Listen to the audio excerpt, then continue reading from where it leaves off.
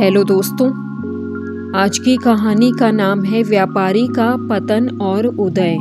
वर्धमान नामक शहर में एक बहुत ही कुशल व्यापारी दंतिल रहता था।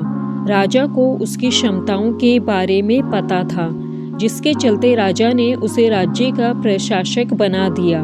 अपने कुशल तरीकों से व्यापारी दंतिल ने राजा और आम आदमी को बहुत खुश रखा। कुछ समय के बाद व्यापारी दंतिल ने अपनी लड़की का विवाह तय किया। इस उपलक्ष्य में उसने एक बहुत बड़े भोज का आयोजन किया।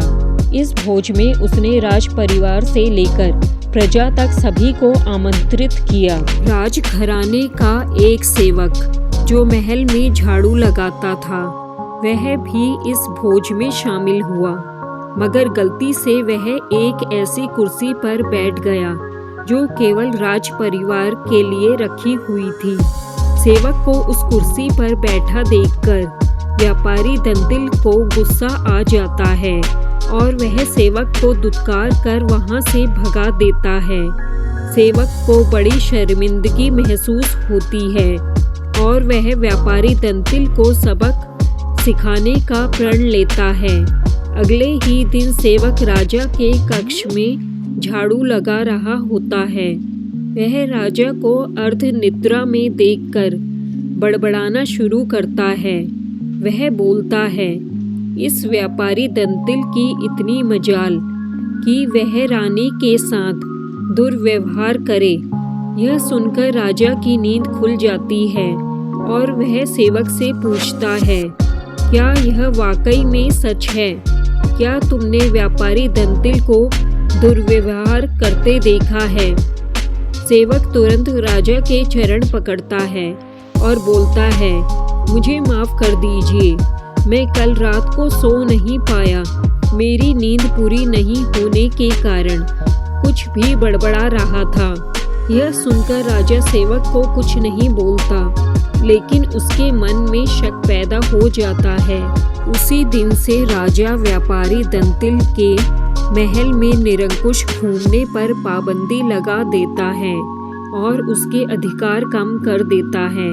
अगले दिन जब व्यापारी दंतिल महल में आता है तो उसे संतरियां रोक देते हैं।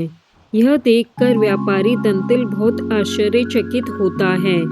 तभी वहीं पर खड़ा हुआ सेवक मजे लेते हुए बोलता है, अरे संतरियों, जानते नहीं ये कौन है? ये बहुत प्रभावशाली व्यक्ति है जो तुम्हें बाहर भी फिकवा सकते हैं, ठीक वैसे ही जैसा इन्होंने मेरे साथ अपने भोज में किया था। तनिक सावधान रहना।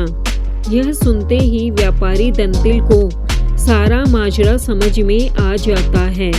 वह सेवक से माफी मांगता है और सेवक को अपने घर खाने पर बुलाता है। व्यापारी दंतिल सेवक की खूब आवभगत करता है। फिर वह बड़ी विनम्रता से भोज वाले दिन किए गए अपमान के लिए क्षमा मांगता है और बोलता है कि उसने जो भी किया गलत किया। सेवक बहुत खुश होता है और व्यापारी दंतिल से बोलता है, आप चिंता ना करें, मैं राजा से आपका खोया हुआ सम्मान आपको जरूर वापस दिलाऊंगा।